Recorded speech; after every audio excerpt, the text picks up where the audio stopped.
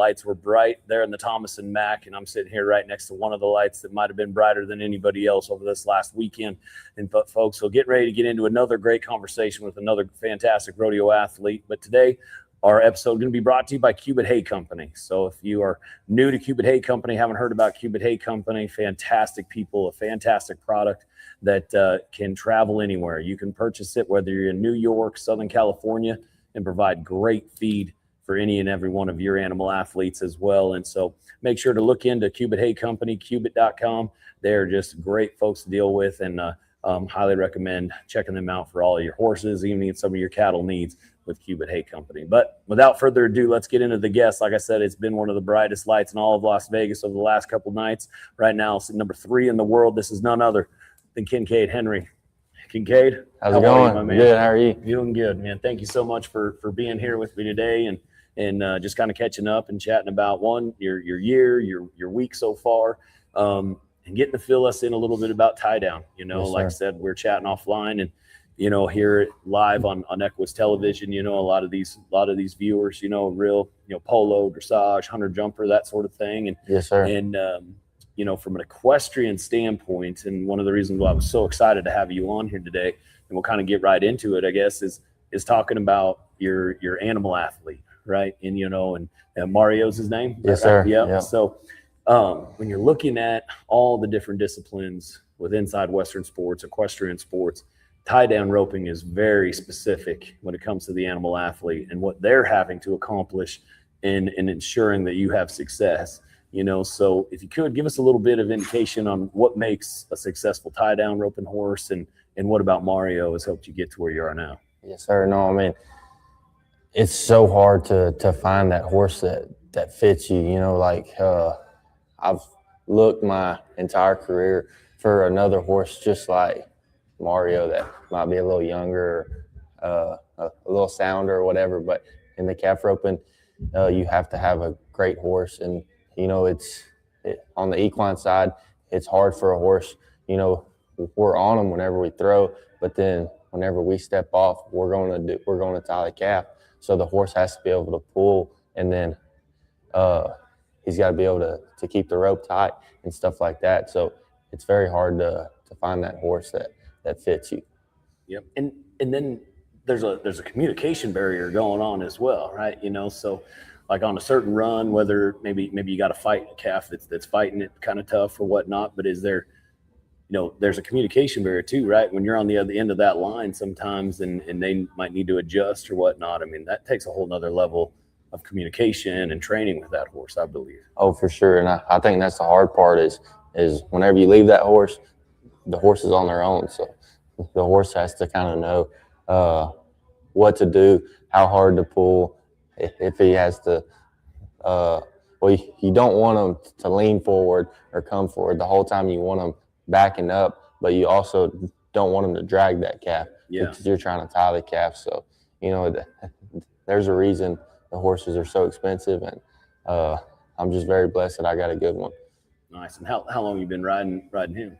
I bought him in the fall of 2021. So all 4 NFRs I made have been on him. He's been hurt off and on, but I've got to ride him, a little bit each year that I made the NFR. Like this year, I only rode him at 12 rodeos, and I won a little over 100,000 on them just at 12 rodeos. Man. And I mean, I finished the year with 180,000. Yeah. So like 110 of it came riding him at only 12 rodeos. Like, that's saying a lot. That's how special he is, and I'm very blessed to have him. Yeah, absolutely. I, myself, renouncing, and I've done obviously a ton of rodeos and stuff. Had the opportunity to do a lot of trippings as well and stuff. And I just, that communication between the roper and the horse and what's going on. Like I said, when you leave the horse, I just have always admired that, and when it comes to, rodeo and all the different disciplines and that sort of thing, when it comes to tie down, for a lot of folks that might not have ever seen it or maybe only seen it a couple of times, like I said, didn't announce it or whatnot, try to explain it to folks is, one of those situations where there's multiple moving parts going on all within inside an 8-second run that they might not see, or the athleticism that it comes from the roper themselves, right? Yes, you're sir. not just sitting in the saddle, you're having to dismount, run that line, then throw the calf, then tie the calf. Tell us a little bit about that and all those different nuances from an actual tie down perspective and how it differentiates from some of the others. Yes, sir. The first thing is the start, and that's the barrier. So every start is different for us at each rodeo, each calf, it changes. Here at the NFR, it's short. Like, you don't have to stay in the box a long time. Like, it's not like Cheyenne where you're sitting in the box waiting for the calf to walk all the way out there. Yeah. Here, it's fast. Pretty much the gate's open and you can go. And hopefully your calf leaves. But so especially here, the most important part, like I said, is the start. And then, you have to rope the calf, handle your slack. Like, our goal every time is to keep the calf on their feet in the switch. Like, so after we rope the calf, we pull on the rope to take the jerk away from the calf, to keep the calf on their feet. And then, gotcha. Yes, sir. And then after that, it's you flank them in time. Yeah. Yeah. I think that's the fun part. Yeah, for sure. I know we got you saw maybe doing a few power cleans or what. Yeah, exactly. Exactly. Get that calf down. But that's just it, man, is there's so much athleticism going in to the tie down event as well, and it kind of leads me into one of the things that I really admire about yourself, and where I think that you're kind of a phenom in a sense, and tell me if I'm wrong, but you look at a lot of the other events too, and a lot of things could be God-given, but when it comes to tie down and all those different nuances that we're talking about, it takes a while to master this craft, right? Yes, there's very few people that just come out, get their permit, next thing you know, they're going to the NFR before they're 20 years old. You're only 23 years old, you've already been to 4 different NFRs. I mean, that's not the norm. Yes, sir. And so is there something specific that you attribute that to in your upbringing or the way you got trained early on? I don't know. Like, it was whenever I turned 18, like you said, I got my permit, and I went to 2 rodeos, and I won one and placed at one. And I was like, man, this is easy. I'm getting my card. And I bought my card. And so this was 2020. And I got my butt whooped all year, which I bought my card, went to 1 rodeo, and it was a small one, but I won it. And I'm like, I'm making NFR this year. Like, this is simple. And COVID hit after the 1 rodeo. So we had like a 2-month break, and then everything started back up in July, which it was still different. A bunch of rodeos were canceled and stuff. And I got my butt whooped all year that year. I didn't even get close to making the NFR, but like, I just feel like it was good for me. Like, even though I didn't make the NFR or win the Rookie of the Year, like, it was good for me to go ahead and get my card, to learn all the stuff you have to learn in the summer whenever you're rodeoing. Yeah. It's pretty mentally difficult on you, I guess, whenever you've never left your house and you leave your house for 3 months, you go up north, you rodeo, you're getting your butt whooped, you're losing. You have to learn how to lose to be able how to win. And that's a good way to put it. I've had a lot of people tell me, like, I should have stayed on my permit for a year, and the next year I could have won the Rookie of the Year and all that. But, I look at it as in 2020, whenever I bought my card, I learned how to lose that year. And then in 2021, I felt like I was ready to win. And I still had to learn how to lose more in 21. I think I finished 18th in 21. But, it's knocking on the door. I was closer, I was closer. And then in 22, we got it done. Yeah. And then, boy, you haven't looked back since, right? It seems That's like right. Every single year just gotten better and better. And leading up to right now, right? So on a Saturday night, you jump out your 7.3 to take, second in the round, and then follow that ride up last night in round 4 to be 7 flat and win the round. So things are rolling in your favor right now, and for good reason, So, you've had a fantastic year and all the different things. I'm curious to ask you a few attributes about the year, but right now, headed over to the South Point and claiming that round win and things like that. I mean, that had to feel pretty good, especially where you're positioned right now in the world standings. Yes, sir. I mean, it was awesome. And I knew I just needed one run. Like, in the summer, whenever we're going, you have slumps every year. And what I keep in my mind is one run can change everything. I say one run can change my life. Yeah. Like, because that's the mindset is I just need that one good calf, that one good run, and then it seems like everything rolls. And I didn't have a great NFR last year. So this year coming in, I was a little late on the start, the first round. The second round, my calf kicked up. So I felt like the third round, whenever I placed second, was like, that was my breakthrough. Like the monkey was off my back, and now I'm just excited for every night, I feel like. And, you know, I'm just excited for the next 6 rounds. Yeah, no, for sure. Because it's, you know, sitting down, I grew up in a bull riding family and whatnot, but every single year, one of my favorite parts of the night is the tie down, because you start to see guys like yourself, right? You went from 7-3 to 7 flat, and you think back of, you know, the duels between Cody Wood and Fred Whitfield, and then just all the different, you know, Joe Beavers of the world, when they got that momentum rolling in a 10-day period, when you have the same horse, the same arena, basically exact same time that night, you know, you start to, you know, it's like they start rolling downhill, and those times just get faster and faster. And so I hope that is exactly what's going to happen for you over the next 6 nights now, and work our way towards round 10. But, you know, so you've had a great year, a couple of big wins, a couple of big checks. You know, you had major success at Houston. But, you know, got a chance to chat with Justin Schaefer the other day about it too, because he was in a similar situation. But I'd like to get your perspective on the Governor's Cup. You know, another big win for you this year, you know, so you're coming in to the national finals, you know, feeling pretty good, and having a big time win like that. But, you know, the Governor's Cup of the last few years has really made itself a great little niche, right? Where, you know, for those guys, maybe they're on the bubble or vice versa, or even yourself, you know, being in the number 6 spot, then catapulting you all the way to number 3. What is that Governor's Cup, one, like as an event, but how important is it now from a rodeo athlete perspective, being there towards the end of the year and qualifying for it? Yes, sir. It's huge for us. Like it doesn't matter if you're 30th in the world, or like you said, you're 6th and you're trying to get closer to number 1. You have to be at Sioux Falls. And for us, it's a different qualification. So the 60 biggest rodeos of the year are called tours, and the Governor's Cup it starts at Puyallup. Puyallup takes the top 24 from the tour standings. So it's how you've done at the biggest ones.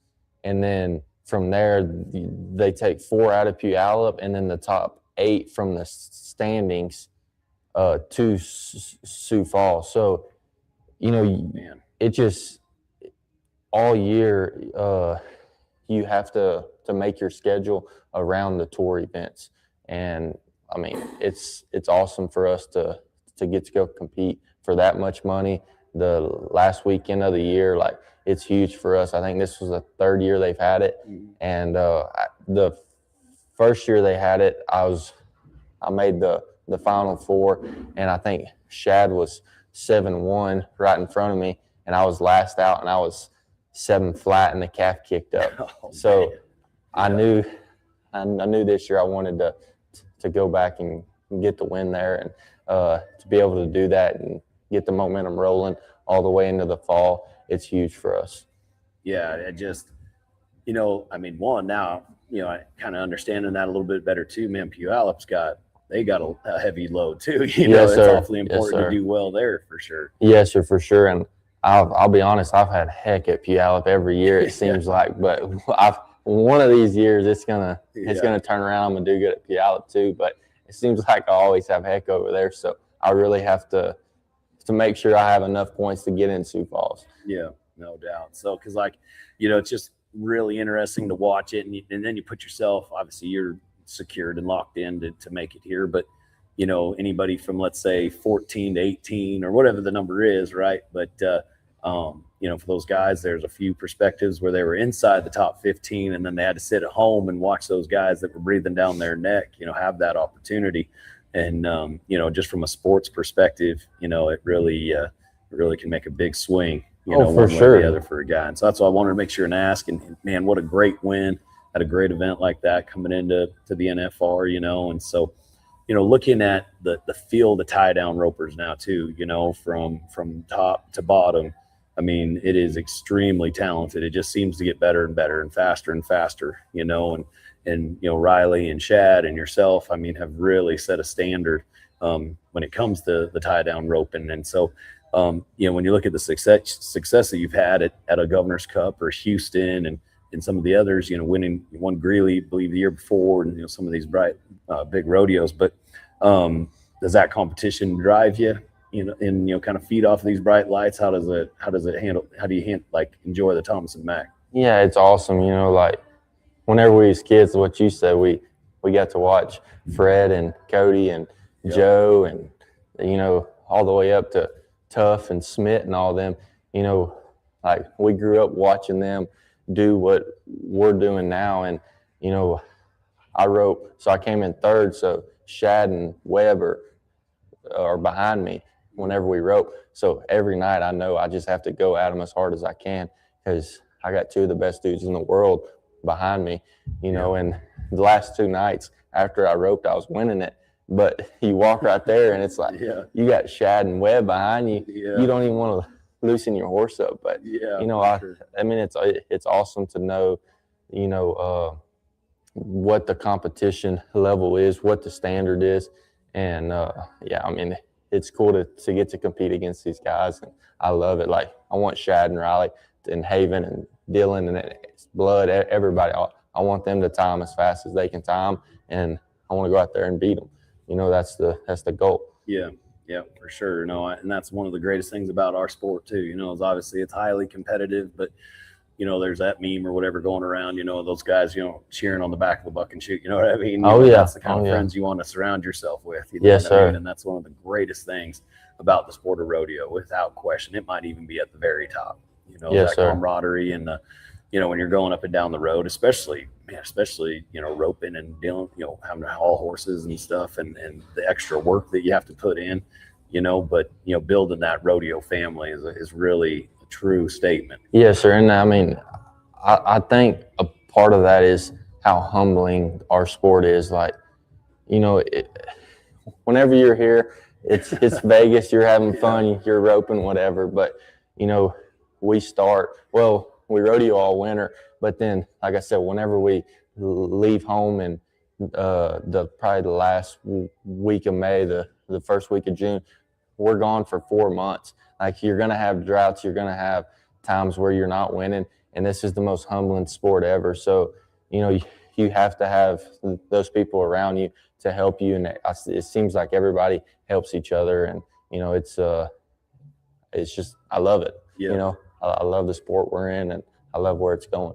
Yeah, no doubt. So when you look at the sport that we're in and where it's been and where it's going, one of the barriers, I think, from other equestrian lovers, right, is picking up a rope, learning how to use that rope and building that confidence and putting in that time there. How did it start for you? Did you come from a rodeo family, or when did you start roping? And if there's somebody watching here that maybe is a great horseman or woman, but would be interested in getting into roping, how would you go about it? Yes, sir. So I actually grew up, whenever I was young, all I did was rope. Like I grew up with a rope in my hand. We'd be at baseball games with my older brother, and I'd be the kid running around with the rope. So, I grew up like that, and I actually quit roping probably whenever I was about 7 or 8, and then I started back whenever I was about 13. So, I see a lot of kids these days that are 10, 11 years old. They're tying the calves in 11, 12 seconds, and the parents come up to me and they're all worried and they're like, what do we got to do? What do we got to do? And I try and tell them, like, I wasn't even roping when I was that kid's age, and like you have to love it is the first thing. Like I tell all the parents, your kid has to love the sport. And if they love the sport, they're going to put in the work. So, I mean, for me, it's just, if you don't love this, it's, anything in life, if you want to be successful at it, I feel like you have to love it. And the number one thing I tell the parents and the kids and all that is, the kid has to love calf roping. Yeah. And if they love it, work hard, they trust God, everything else is going to work out. Yeah, for Yes, sir. sure. And I think going back to, not just loving the actual, 10-second run that they're in, but to your point, the business side of things, being on the road, I mean, it's a grind. Yes, sir. It is a grind. And putting in that experience, not just the repetitions of the rope in your hand, but, learning how to travel and the business side of things. I mean, that's something that, it's its own art and its own self too, Oh, for sure. Yes, sir. Watching guys like yourself, manage that, handle it at such a young age is awfully impressive, to have that piece of it, kind of dialed in already. Yes, sir. So, I mean, you still got 6 nights and a great opportunity to, continue to chip away and close the gap there, so hopefully, come Saturday night, you do have a gold buckle, but when it comes to the future of this sport and yourself and where you'd see it going and stuff like that, I mean, any specific goals, or anything that you really have strived for other than, I mean, obviously a world title, yes, but, sir. But I guess, as far as where the sport is going, right, tie down is a little bit different in a couple of ways. It's not as accessible as if you will, as team roping, but they've done some really great things with like the match ropings and stuff like that. But, where do you see the sport itself going? I mean, it's only getting better. Like every year, even from whenever I started, it's getting better and better. There's more money just the rodeos in itself, just the money they've added this past year is insane. Like we don't even go to one that doesn't add 10, 12,000 an event now, and to be able to say that, like that's huge for us. Yeah, like absolutely. Whenever I started, I'd go to them if they added 1,000, 2,000, 3,000. It didn't matter. I was going. And now it's, they've got to add 10 or 12 to make it account. So it's huge. And the stuff they're adding, like San Diego and the Hondo Rodeo, the match ropings and all that, that's just more opportunities for us to win more money. And I think the sport of calf roping is the best it's ever been, and it's only going to get better. Yeah, no doubt. So I appreciate you bringing it up too, because like the Hondo, you just had some success there, and the growth of the sport of rodeo in itself, and they're now, in April going to be, headed down to New Orleans and playing in the big stadium there. And so what was that like, being in that large of a venue with that crowd and everything else, I mean, that had to feel pretty good to jump out and win that one. Oh, it was cool. Yeah, it was over there in Arizona. And, I mean, I said earlier, from foul pole to foul pole, yeah, the stands were packed. I think they said it was like 38,000 people. It's probably the most people I've ever competed in front of. And, I mean, it was electric. And, just for the guys putting on the Hondo and stuff like that and being able to get the added money, the concerts after, all that, all that's doing is helping the sport. And to be able to compete there, and I didn't have much luck the first 2 rounds, but I had some luck in the last round. And I mean, it's fun to be a part of it right now, because like I said, I mean, they keep adding more and more stuff, more and more rodeos, more and more money, and it's only going up from here. Yeah, for sure. Well, I think, you could say the same thing about yourself, man. I mean, like we talked about, I know that you're awfully kind, humble young man or whatnot, but to be a 4-time, national finals rodeo qualifier, 23 years old, coming off a second, a first, this week's just getting warmed up. It's only Monday right now. For sure. It's time to go to work. Yes, sir. Those first 4 rounds were just for fun and to get the process started. So, man, Kincaid, I really appreciate you stopping in and chatting with us for a little bit, and these folks here at Equus Television watching us, hopefully around the world or whatnot, to give them an insight of one of our disciplines, one of our events or whatnot, that people need to take a little bit more time to understand, right? Yes, sir. And yes, sir. Go through that. So I sure do appreciate you doing that, man. I appreciate you having me. Yeah, Yes, sir. Thank you so much. But folks, like I said, I mean, it doesn't get much better than this young man right here when you're talking about the future of rodeo and how bright it absolutely is. And at 23 years old, you're going to have an opportunity to watch him over the next 10, 15 plus years, and most likely a few gold buckles before all is said and done, and quite possibly one, 6 days from now. So make sure to tune in tonight, round number 5.